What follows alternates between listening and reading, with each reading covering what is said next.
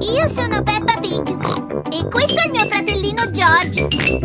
Questa è Mammina e questo è Papino. Peppa Pig. Papà in televisione. Fate avvicinare i vostri papà, gli devo dire una cosa. Dai, forza bambini.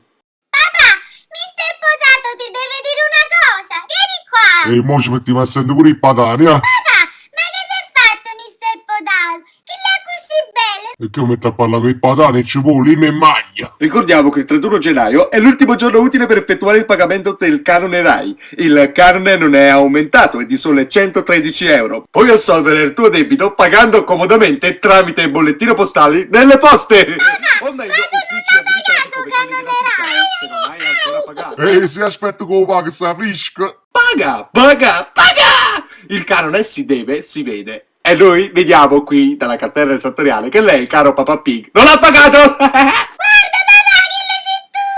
Mamma, ma perché hai studiato a televisione? Se no fai pigliare una cosa a patata. No, ma chi si fanno vero o che? Ma poi si mettono a spiare pure chi è che non paga il canone. Mannaggia mannaggia, c'è tutte le di tempo, ti amo bella.